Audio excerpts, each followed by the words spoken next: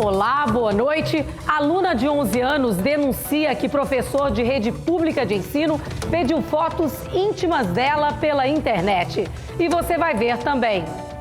Polícia apreende equipamentos eletrônicos adquiridos de forma fraudulenta no Ouro Preto. Projeto de lei cobra multa de quem for flagrado sem máscara nas ruas. Moradores do Clima Bom reclamam de prejuízos por causa de alagamentos em ruas do bairro. Agora, no Jornal do Estado.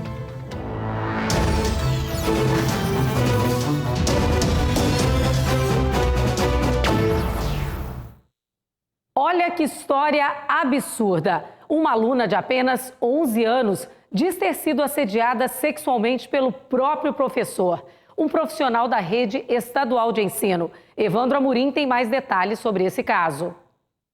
Boa noite, Stella. Boa noite a todos. Pois é, o professor de ciências que estava corrigindo as tarefas dos alunos quando, de repente, uma aluna enviou uma tarefa e ele começou um papo diferente com essa aluna. O conselheiro tutelar vai aqui explicar para a gente o que é que aconteceu, porque providências foram tomadas.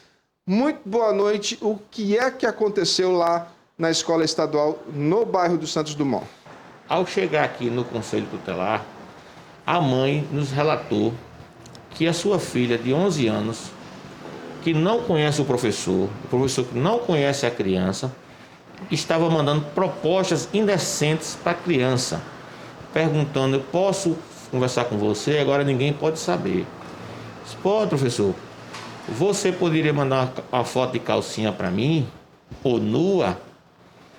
Aí depois ele falou: você já transou com um adulto? Professor, só tem 11 anos. E aí? Ele perguntou: você já se masturbou ou já masturbou algum adulto? Então, isso para uma criança de 11 anos é terrível. A criança até hoje está assustada, está com medo, não quer mais ir para a escola, não quer mais enviar a tarefa ao professor. Mas o professor, quando a mãe começou a digitar, passar pela criança e disse que era a mãe, ele pediu desculpa. Foi um amigo meu que estava bebendo e pegou meu celular. Como é que eu, o professor, não conheço a criança não conhece o professor, e o amigo vai mandar mensagem pedindo foto da criança nua ou de calcinha e perguntando se a criança transaria com um adulto? Providências foram tomadas, ele está afastado. O que o senhor acha que deve acontecer? Segundo a escola, afastou ele por um período de 10 dias. A gente encaminhou o caso para a Delegacia de Crime contra a Criança e Adolescente e para o Ministério Público para as providências cíveis ser tomadas. A Secretaria de Estado da Educação informou através de nota que não vai tolerar nenhum tipo de assédio no ambiente educacional alagoano e que já está apurando o caso com o rigor que a denúncia exige. Mais 2 mulheres procuraram a polícia para denunciar que também foram vítimas de um protético preso na semana passada. Ele é acusado de estuprar uma mãe e uma filha em Maceió. O delegado Sidney Tenório enviou um vídeo para a gente explicando o caso. Foram mais 2 vítimas que procuraram a Delegacia do Pilar para denunciar que também foram estupradas por esse protético de 37 anos. Foi preso na semana passada pela equipe aqui da Delegacia do Pilar. Elas relataram que estavam na sua residência, no bairro do Rio Novo, quando o homem chegou, alegando que um dos donos da casa estava sendo perseguido. Com isso, ele fez com que o homem se trancasse no quarto, pegou uma faca na cozinha, foi para outro cômodo da casa, onde estavam 2 mulheres, eram 2 cunhadas, uma delas de 19 anos, a outra preferiu não ter idade revelada, que foram estupradas. É importante que as outras vítimas façam reconhecimento, ligue para o 181, para que esse estuprador, que a gente acredita que possa haver mais vítimas, fique preso por um longo período. A Polícia Civil apreendeu equipamentos eletrônicos que foram adquiridos de forma ilícita. Os objetos foram apreendidos no bairro do Ouro Preto durante uma operação. O Adson Corrêa tem mais informações. Olha, Estela, a polícia investigou e conseguiu prender essa pessoa que estava aplicando golpes justamente para comprar esses eletrônicos. E para falar sobre esse assunto, eu converso com o delegado Leonan Pinheiro. Delegado, então, como é que vocês chegaram até essa pessoa? Olha, Tudo iniciou com uma atividade suspeita observada pelos porteiros desse condomínio. Eles começaram a ver que diariamente chegavam mercadorias, eletrônicos, ar-condicionados, aparelhos celulares, sempre para o mesmo destinatário. Mas também ele percebeu que sempre era para endereços diferentes, para os endereços dos vizinhos. E aí, ao entrar em contato com um desses vizinhos, ele questionou: não adquiri nenhum desses produtos. E a partir daí, com essa investigação, nós conseguimos entender a dinâmica do crime. Ele se utilizava desses dados desses vizinhos para, assim, abrir contas através da internet, bem como realizar empréstimos e adquirir mercadorias. E nisso, esses produtos eram endereçados a ele, que com esses dados falsos acabava arcando com um prejuízo patrimonial a essas vítimas. Como é que ele conseguia ter acesso à documentação dessas pessoas, delegado, já que depende de CPF, depende de comprovante de residência, uma série de critérios para poder conseguir esses equipamentos?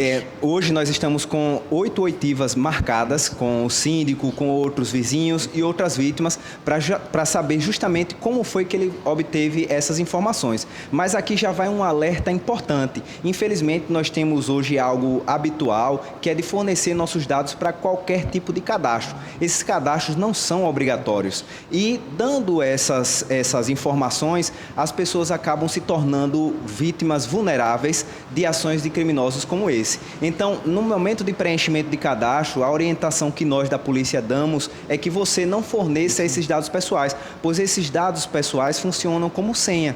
E como senhas devem ser intransferíveis.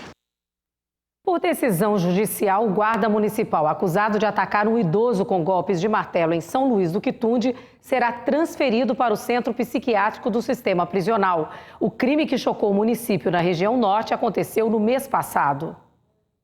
Com a confirmação da morte do seu Avanilo Manuel da Silva, o guarda municipal Carlos José Souza de Magalhães, de 26 anos, deverá responder pelo crime de homicídio qualificado. Mas o processo que apura o caso está parado na Justiça por determinação judicial. Na decisão disponível no site do Tribunal de Justiça, o juiz Ilamo de Almeida negou o pedido de liberdade provisória do acusado, diante da dinâmica do crime e de relatos nos autos de que o réu é usuário de drogas e que inclusive encontra-se em surto na prisão. Na mesma decisão, devido às dúvidas a respeito da sanidade mental do réu, o magistrado acatou o pedido do Ministério Público para que o preso faça um exame psiquiátrico. Por esse motivo, o juiz suspendeu o processo até o resultado do exame e determinou a transferência do guarda para o centro psiquiátrico no sistema penitenciário de Maceió. Seu Avanilo, de 71 anos, estava internado aqui no HGE desde o dia 18 de fevereiro, após ele ter sido agredido a marteladas em frente à casa dele, em São Luís do Quitunde. Em depoimento à Polícia Civil, a família da vítima disse que ele tinha acabado de almoçar e teria saído para colocar o lixo na rua quando foi atacado pelo guarda municipal. O idoso foi encontrado todo ensanguentado, com um corte profundo na cabeça e com o maxilar quebrado. Seu Avanilo morreu no último dia 17 de março. O exame cadavérico apontou traumatismo crânioencefálico por espancamento. O autor da agressão, Carlos Magalhães, foi preso logo após o crime e autuado na época por tentativa de homicídio. Em nota, a Prefeitura de São Luís se solidarizou com a família da vítima e informou que o agressor foi demitido de suas funções após a abertura de processo administrativo. O jornalista Sandro Oliveira morreu de Covid-19 nesta madrugada no Hospital da Mulher, aqui em Maceió. A informação foi confirmada pela Secretaria de Estado de Saúde, que também informou que a equipe multidisciplinar lutou com todas as forças e armas nesta batalha que a doença tem imposto à medicina. Formado em jornalismo pela UFAL, Sandro foi diagramador do jornal Gazeta de Alagoas entre os anos 2006 e 2018. Ele também trabalhou em várias agências de publicidade de Maceió. Sandro tinha 42 anos e deixa um filho de 10 anos de idade. Vamos ver agora o que a Nacional G3 preparou para você. Olá, meu nome é Ildemar.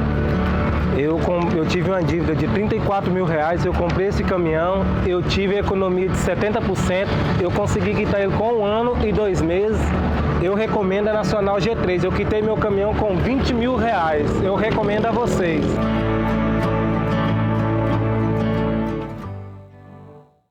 Assim como o Ildemar, você também está com dificuldade para pagar o seu veículo? O cartão está estourado? A Nacional G3 negocia a sua dívida e oferece as melhores soluções. A Nacional G3 não cobra valores à vista. Tem atendimento presencial, assistência jurídica, quitação antecipada e descontos na quitação.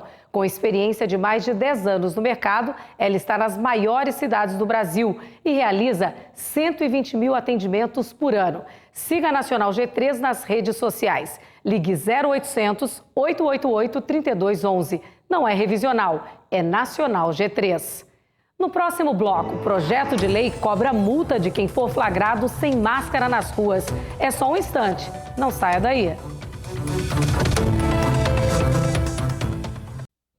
Moradores de uma rua no Clima Bom reclamam que a falta de drenagem tem causado transtornos na região.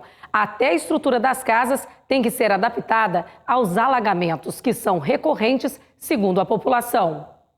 Mas parece um rio em meio às casas. É nesta condição em que fica a rua Doutor Murilo Cardoso, no bairro Clima Bom 1, toda vez que chove. O vídeo foi gravado no dia 23 de março pelos moradores, que não aguentam mais lidar com isso. Só não pode nem sair e para chegar fica complicado. Fora os perigos, né? Que aqui é tudo aberto, é rato, barata, essas coisas a gente não sabe, né? E a situação é antiga. O Almir, que foi criado nas redondezas, diz que se recorda dos alagamentos desde a infância, quando a via ainda nem era pavimentada. O asfalto chegou há 4 anos e há cerca de 1 ano foi feita uma nova reforma nas galerias de águas pluviais, mas nenhuma das intervenções trouxe melhorias em relação a esse problema. O barbeiro conta que até o faturamento dele é prejudicado, com o afastamento dos clientes. Uma vez alagado, né, não tem como nem os clientes virem e afeta também os comerciantes do lado, né? Que a gente já vem com esse problema há muitos anos, achando que ia resolver depois da obra, mas não foi com sucesso não, esse negócio aí. A maioria dos moradores aterraram o piso das casas. Eles recorreram a esse tipo de reforma porque toda vez que chovia, a água das ruas invadia as residências e entrava pelos cômodos. Olha, aqui pela minha altura você tem uma ideia. Eu nem sou alta, mas olha como está pertinho aqui da minha cabeça. É a casa da dona Clarice, ela fez o aterro aqui no piso, mas ainda falta aumentar as paredes e suspender o teto. Muitos moradores por aqui já têm a casa com esses batentes altos, como você vê. Se você andar aqui na rua, você vê. Os batentes, as calçadas são altas, já com medo da chuva. Eu queria que a prefeitura viesse também olhar esse problema aqui, porque nós mesmo aqui nós não aguentamos mais não. Por meio de nota, a Secretaria Municipal de Infraestrutura, a Seminfra, informou que vai encaminhar uma equipe técnica até o endereço para uma avaliação na área e, posteriormente, a realização dos reparos necessários. A reunião do governador Renan Filho com o presidente da República, Jair Bolsonaro, e as ações para o combate da Covid-19 no estado de Alagoas são os assuntos que a nossa correspondente traz hoje de Brasília. O governador Renan Filho esteve aqui em Brasília para um encontro com o presidente da República, Jair Bolsonaro, o presidente da Câmara, Arthur Lira, o presidente do Senado, Rodrigo Pacheco, e o presidente do Supremo Tribunal Federal, Luiz Fux. O principal ponto desse encontro foi tratar sobre ações para minimizar os efeitos da pandemia da Covid-19 nos estados brasileiros. Renan Filho falou sobre a importância dessa reunião e também as ações que ele pretende tomar para garantir o atendimento e a imunização da população alagoana. Foi uma reunião importante, mas ela precisa, sobretudo, apresentar resultados práticos, porque o povo brasileiro está precisando que o enfrentamento à pandemia no Brasil tenha uma coordenação nacional mais clara, tenha o estabelecimento de uma estratégia, de metas, de prazos, para que a gente veja ao mesmo tempo, acontecer coisas importantes. A ampliação do número de leitos, a garantia dos insumos básicos para a internação das pessoas, o avanço e a agilização da vacinação no Estado, dado que a saída para essa crise é a vacinação das pessoas. A gente precisa também promover o uso de máscara, defender o distanciamento social e a higiene pessoal das pessoas para que a gente diminua a velocidade de contágio do vírus e assim os hospitais e os profissionais de saúde consigam atender as pessoas que adoecem. A Assembleia Legislativa de Alagoas aprovou em sessão extraordinária o projeto de lei que obriga a utilização de máscara em espaços públicos do Estado durante o período da pandemia. De acordo com o projeto, quem for flagrado sem máscara nas ruas pode pagar multa. Faz um ano que a máscara está presente no dia a dia do brasileiro, mas nas ruas tem gente que ainda insiste, em meio a uma grave crise sanitária, em usar de forma incorreta ou até mesmo nem usar a proteção. Um risco que pode levar à morte no caso de infecção pelo coronavírus. O projeto de lei que torna obrigatório o uso de máscara em locais fechados e públicos e prevê também multa, foi aprovado pela Assembleia Legislativa. O projeto tem emendas que limita a multa e prioriza a conscientização. E segue agora para a sanção do governador do estado. O governo acertadamente encaminhou o projeto para a Assembleia para que a Assembleia pudesse balizar, impor limites, dizer o que é importante no projeto que torna obrigatório o uso das máscaras, especificamente aqui em Alagoas, com atribuição de penalidades. A deputada Jó Pereira, relatora do projeto e autora de 9 emendas, explica algumas mudanças. O governo encaminhou com a possibilidade de multa de R$1.000 a R$100.000. Nós limitamos essa multa, ela só para a pessoa física, para a população em geral, para as alagoanas e alagoanas, ela só vai valer até R$500. Balizado na UPFAL, que é uma unidade de referência atribuída no estado de Alagoas, para as empresas até R$5.000, com relação ao ato dos seus colaboradores, o não uso pelos seus funcionários. Originalmente o projeto tinha 10 emendas, mas uma foi rejeitada. Isso, a emenda de autoria do deputado Cabo Bebeto, que retirava do projeto a necessidade, a obrigatoriedade do uso das máscaras em vias públicas. Então, assim, tanto está previsto já na legislação federal, quanto de maneira muito tranquila, eu posso dizer isso. O vírus acompanha a gente para todo lugar. Não importa se é no ambiente fechado, no ambiente aberto, inclusive nas vias públicas. E nas ruas, será que a população aprova o projeto? Eu acho que está certo. Está certo, está correto. Porque aí a gente tem que se proteger, proteger a gente e proteger o próximo, Para você usar a máscara, Você é obrigado a usar a máscara, Por causa da epidemia, Tem que usar, Tem que usar porque senão é multado. A lei permite, Tem que educar, sair às ruas conscientizando, falando, para depois sim tomar essa atitude. Caso seja sancionado, a deputada alerta sobre as penalidades. Começa com a advertência e a imposição de multa, E essa imposição de multa, o valor máximo, como eu falei, R$500 para pessoa física, R$5.000 para pessoa jurídica. Essa gradação, quem vai fazer é o governo do estado por meio de um decreto que vai regulamentar a lei aprovada aqui na Assembleia Legislativa. A máscara é mais que uma barreira de proteção contra o coronavírus. Ela é um símbolo de alerta que estamos lutando contra um inimigo invisível. E é eficaz, desde que usada corretamente. Os especialistas em saúde são unânimes na afirmação que usar máscara é fundamental no controle da pandemia. Se eu cobrir o meu nariz e a minha boca o tempo inteiro, mas precisa cobrir o nariz e a boca. Não vale máscara brinco, não vale máscara cachecol, não vale máscara que fica no bolso. A máscara tem que ser usada o tempo inteiro. E ela deve cobrir muito bem o nariz e a boca.